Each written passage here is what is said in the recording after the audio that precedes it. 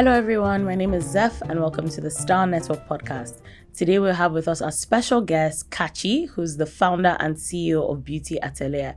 Hello Kachi, how are you today? I'm fine, thank you. Awesome. Thank you for having me. Fantastic, it's a pleasure to have you here. So, the famous Beauty Atelier, everyone talks about it. It's become such a necessity for like a lot of women. Yeah. Right now, the way that I see Beauty Atelier, it's become like the number one beauty salon for like permanent makeup artistry. How have you been able to sustain, client loyalty like over the years? There's something I always tell my staff that as the years go by, the market becomes really saturated. So how we're able to make sure we have clients who always come back is by giving them an experience. So it goes from consultation to choosing a style for. I'm talking about lashes here.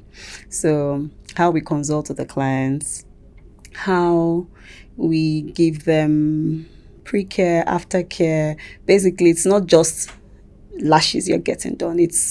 It's a whole experience. So with that, people tend to come back, and also making sure that they get value for money, because the services aren't cheap, right? And there are issues with retention, let's say for lashes, and we always make sure that we use the best products in the market, and we started producing our products. So a lot of times clients always come back for those reasons, and also how we make them feel. Yeah, we always say there's something where they say you can forget stuff, but they would not forget how you made them feel. So we always make our clients feel very special. Amazing. I really like that.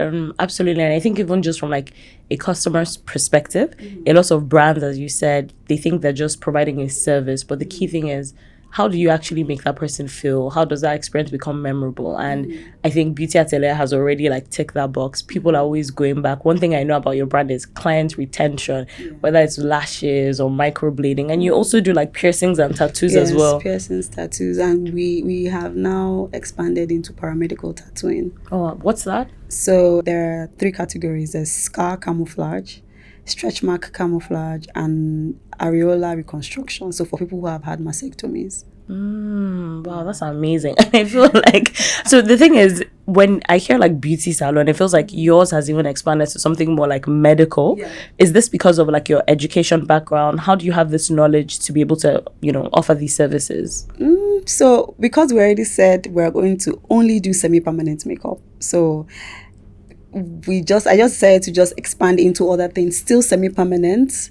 So, background, chemistry. Then with the paramedical tattooing, I started to feel like I wanted more. Lashes, brows, it just seemed like too cosmetic. I wanted more. I just wanted to just connect more. And with that, I felt like I was giving people confidence back.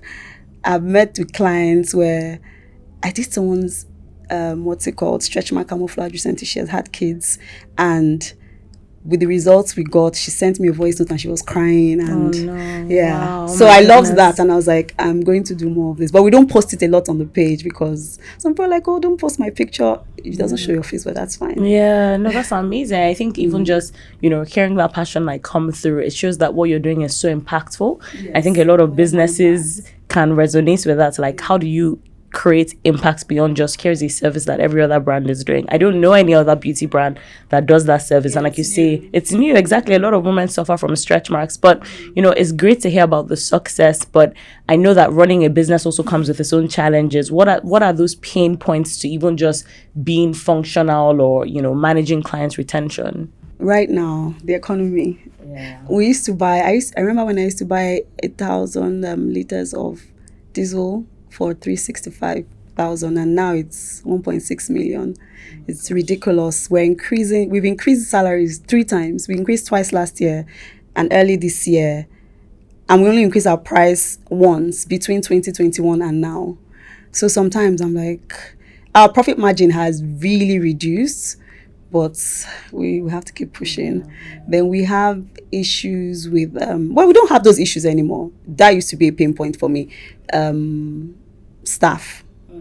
Staffing used to be, because we would have people that after like 1 or 2 years they start to misbehave, and I'm like, we pay you so well, what else do you want? What's the problem? Yes, but you find that people want to leave. But now I don't know if I should say we have hacked it, but we used to have this thing where we used to create the impression of a star employee, and I realized that was bad because I got a business coach, and that was bad, where every time it's just this one person that's, everybody's good, but this same person is consistently winning. Yeah, but now we have clients who, maybe, for example, I do your lashes, I'm not around, the person's willing to use anybody else because everybody's fantastic, and we don't create that impression that this is a star of Beauty Atelier. Amazing. And I think that puts a lot of trust in customers, right, into knowing that it's not just that one person. And I think even just like as a Nigerian, you when you go to businesses, there's this like one person exactly that people say, okay, go to this particular person, she's the best for the lashes or the best for your waxing, etc. But when you come to a business where everybody's just as talented, I think it brings a lot of trust. But speaking of staffing, when I was going through your bio, I saw that you had a recruitment business, previously. So do you feel like, that experience has helped you to identify staff? Yes, that has. We don't run Beauty Atelier like a salon. So we almost run it like a white collar company. So we have policies, we have SOPs, we have different arms of the business, even though some of those people are consultants. So like they're not like present in the office, but so all of that has made me run Beauty Atelier properly. Amazing. That's really good. And it's so funny, like even just hearing about your story, and I know you said you did applied chemistry, but is that where the genesis of Beauty Atelier came from? So I studied chemistry. I wanted to do medicine, but I didn't get in, so I studied chemistry. And after that, there was some point where I was working in an insurance company. Unilag was on strike. So I was working there for years. So every time we close, we have, let's say, a break from school, I go back to work there. I was always going back. So for almost 5 years, I was working there. I got married and went to have my baby. And it was then that it wasn't Beauty Atelier yet. So I wanted to get my lashes done. And I found this, I Googled, found somewhere, went there. And they were like, oh, we don't do lashes, but we do trainings. And I was like, okay, where can I get lashes done? They told me where to go to, and I don't even know if I did them. But anyway, I got back home and I was telling my friend that the place we found, they don't offer the service. They only offer trainings. And that the guy he gave me a flyer, and I was thinking about it. And she was like, oh, you should, maybe you should do it. And I was like, it's $1,800. Wow. I'm not interested. And she was like, and I got to tell I'm not good at it. She was like, you try now, at least you'll be doing our lashes for free. So I spoke to my husband and he was like, you're a joker. Didn't you just do your master's last year? Yeah, and my mom got back from work and I told her, she was like, oh, she has a colleague that her daughter does lashes and that she thinks it's lucrative, it's good. And I was telling my husband, he was like, trust me, Chichi, Nigerians, if something is really good, they'll do it. They will do it. Correct. How is it in Lagos? I told him that, I don't even do lashes. I'll do lashes for a holiday. But I was like, you see, already that tells you what, it's not like a high demand. Correct. And I was like, I don't know. Anyway, I decided to do the training, maybe out of boredom. I did the training. It was a 2-day training. I went on the first day. Second day, I had to go and see my doctor. And my daughter came that day. End of training. Dreams. I didn't even think of it. Because she came early, so she was in the NICU for some time. Went back to Nigeria. And I remembered the thing. And I went to London to see a friend. Well, she was having her baby as well. And she was telling me how far with the training we're talking about. I was like, I didn't finish it. You know what happened? And she was like, that she can swear she sees that name somewhere. And we Googled and we found her in London. We asked them. So before then, I was now considering franchising. Okay. Because I found a company, one of the first people to start eyelashes in America. So I contacted them and they told me something ridiculous. I gave me $100,000. So I forgot about the franchise and I went to see my close friend who was having a baby, and we talked about it. And we Googled the company is called Nova Lashes. So we Googled and I found they were in London. So I called them and they were like, oh, it's different. It's a franchise. It's not the same people that I was working with in America. And I'm like, okay, how much is it? And they were like, I think £2,000. And I was like, no, I'm not paying £2,000. So anyway, I told them that I didn't get my kits in America because what happened, and they said okay, they'll get back to me. Do I have proof of payment? And I sent them the email thread, and they got back to me in a couple of days and said I could do the training and they'll send my kits from, because the kit was worth I think $1,000. So they were going to send my kit from America, and I'll pay for the training only, which was maybe $800 or some pounds. Okay.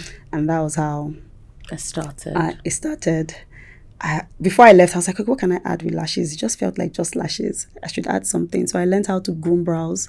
So waxing and tweezing. I learned threading, but I just never got it.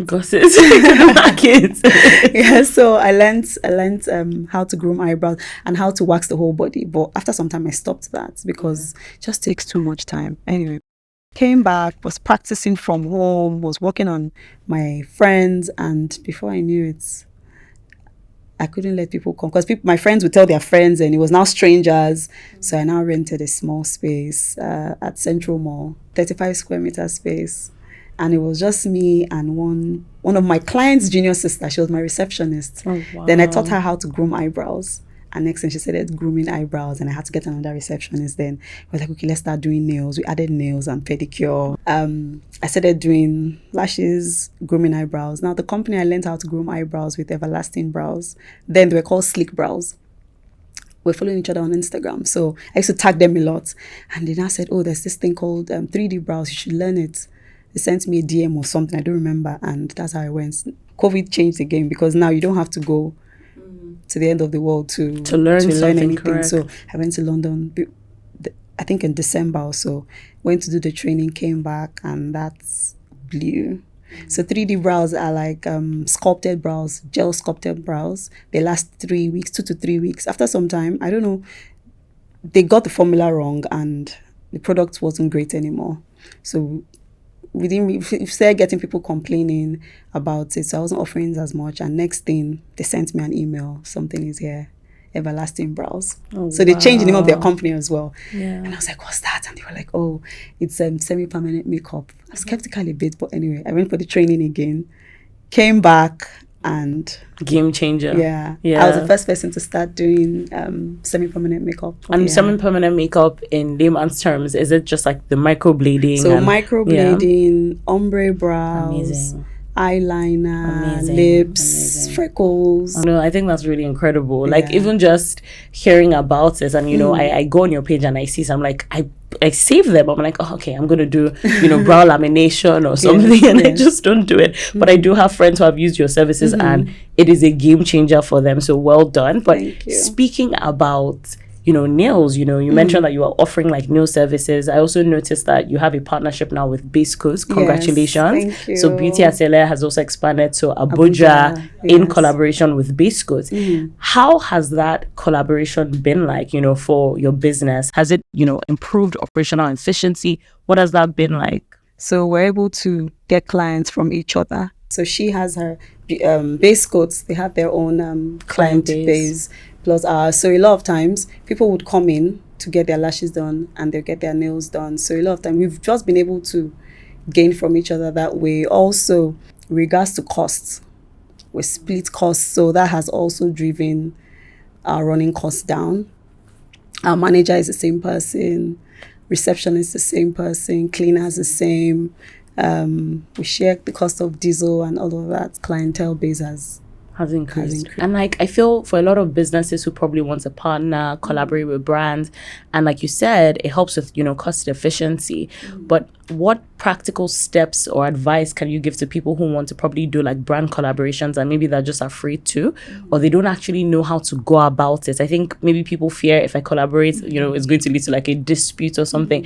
What 3 practical steps can you share with us? So I remember when I first said I wanted to collaborate with somebody, and everybody thought it was a bad idea. So firstly, the thing I watched out for first was, do our brands align? I go to Base Coat a lot and I see that the things that I'm concerned about in my business are the same things she's concerned about. So already we align when it comes to customer service. The way her staff, the way they relate with me is the same way. So basically, I just noticed that we're very similar. So for example, she cares about her staff. So I remember when we first started, we rented a space for them to leave our staff, and when they were complaining about the cost of transporting themselves from the house to the studio, she just said, for the next 1 to 2 months, I'll give you guys so and so amount to cover your transportation. And I like that because that's what I would do. Correct. It's good to start a business to make money, right? But she also cares about staff well-being. And I've just seen, she's been my client for over 5 years. So we talk a lot. So I just noticed that a lot of things that I'm concerned about in business are the same values. She's, when it comes to the important things, you both align, like in your values and principles. Yes. That's amazing. So the first thing is make sure you're aligned with the person, and not just you're trying to both be profitable, but do you guys have the same business ethics and value systems to like staff, or it could be another thing. Okay, so that's one. Could you share one more thing with us? Not do would be forgetting that it's now a partnership. So sometimes the person who handles our social media will do some things, and I'm like, no, you can't. You have to contact the person who does the social media for base coats so that you post at the same time. And she's like, oh, she forgot. So the thing is, and I know how sometimes the other partner may not say anything, but so there's a time that I told her that, oh, I'm sorry about this, and she was like, oh yeah, that she noticed, but she didn't want to say anything. So also not forgetting that you're in a partnership with somebody and don't operate like an independent person. Yes. Also staff as well. At first we noticed that they were doing, we were Beauty Atelier, separation, division of labor. Because sometimes somebody will call the reception and the receptionist would be like, please come and talk to this person. I'm like, no, we're one. You should learn the language of both brands, culture. You should learn. So making sure that you ensure that your staff are united. Because at first we had that discord. Well, thanks, Kachi. And I think so. Essentially, summary is just make sure that there's constant communication with your partner. Like, it's very easy to assume that the person thinks this person has my best interest at heart, but there's nothing like the power of communication. So even if you're friends or you love each other, it's important to communicate. Here's where something went wrong, or how can I be better? And the last point that you made, which is also very profound, is ensuring that whoever is the central person, they must have brand alignment across boards. Because like you said, it could be very easy for them to say, well, we are Base Coats versus we are Beauty Atelier, but getting not just both of you as founders, but getting your team to say we are now one unit, so that there's synergy in how they operate and welcome guests, etc. No, that's very good. And you mentioned something about a training school at the beginning. And I know that, Beauty Atelier wants to start that training. It's funny because I have a lady who comes to my house once in a while and she does like massages or waxes, etc. And I'm always asking her, what do you want to do in the future? And she says she wants to go into things like, lashes, microblading. The first thing I said, do you know Beauty Atelier does? And I think she said either you have a training or you're about to have a training. So what is that Beauty Academy program going to be like for the future? Is this something you can share a little with us? Okay, so we've always been doing trainings, but I decided that I wanted a training center. So where it's on its own, as opposed to we have a room where we do trainings. I wanted to run on its own, where we have trainers and it's outside of me, because a lot of times I'm the one who does the training. So I'm trying to train artists to become trainers, because you can offer a service, but you may not be great at teaching somebody how to do it. Yes. So we want it to be like a vocational institute, right? Where, have you ever heard of Oprah Benson Beauty School? No, I haven't. Yeah, so it was there in the past. It's not there anymore, but something similar to that. So it's like going to university, but for beauty. So we would have graduation ceremonies. And now what we do with lashes, with trainings, would be 3-day trainings. And goodbye, get your certificates. So we would like to extend that period. We'd have to, because a lot of times people don't have people to practice on. So if it's like a training school, we would have rooms where people can always come back, bring their models, and you have people who are still watching. So like an apprenticeship sort of thing, yes. Yeah, so that's amazing to hear. But just lastly, it sounds you've gotten your business structure, you're running it, and you've been doing Beauty Atelier for years. You're also a mom. That's amazing. I always ask, women who have businesses and they have children, how are you able to balance that? Because I see motherhood as a full-time job in itself. So how are you able to balance that? Sometimes, at some point, one would suffer a bit, right? So it's like you have 4 burners, and you have motherhood, business, fitness, and all of that. And you just try to juggle all of these things. And sometimes I'm amazing. I come back home on time. We do homework together. Some other days, you're tired. I'm tired. I'm back home late. So I just give myself grace and just try as much as I can to always be present. And as the business is growing, I'm finding that I have a little bit more time to spend with family. I love to cook, but I found that in the last how many months I haven't had the time. So the thing is, when you find that, okay, this area is lacking, you readjust.